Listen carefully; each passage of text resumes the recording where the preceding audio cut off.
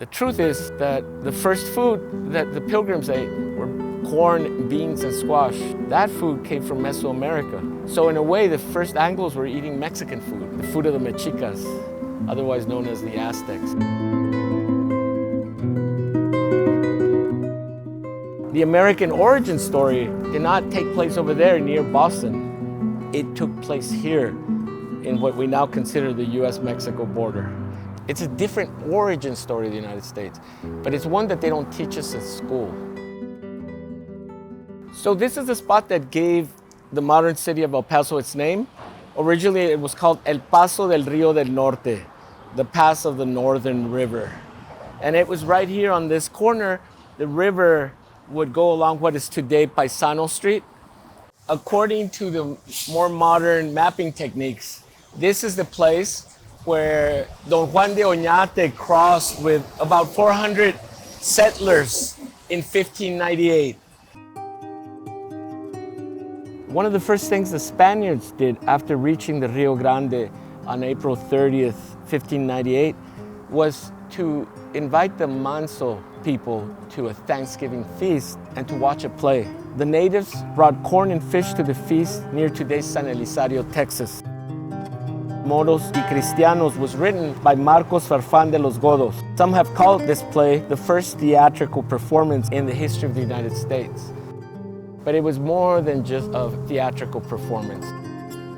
It was the first story that the Spaniards told themselves about how indigenous people were willing to accept colonization.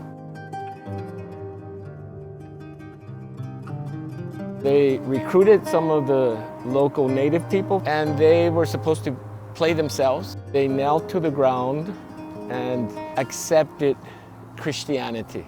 But they didn't know what they were doing. They couldn't speak Spanish. The conquistador, Don Juan de Oñate, stood up and he proclaimed the mountains, rivers, valleys, meadows, pastures, and waters. I also take possession, Oñate said, of all the other lands, pueblos, cities, towns, castles in New Mexico, together with gold, silver, copper, mercury, together with the native Indians in each of the provinces. So this wasn't only Thanksgiving, it was Thanks-taking. This book was written in 1610 by Gaspar Pérez de Villagra, and he recorded all the events that happened here in this spot near what is the barrio called Duranguito in El Paso. And that's a history that not only is not taught in schools, for the most part we've forgotten that history. Community and being thankful for what we have, it is important to remember that, but let's also remember the price that indigenous people paid for the creation of this country. And I know it's not a happy memory, but let's not erase that from the record. Let's remember them.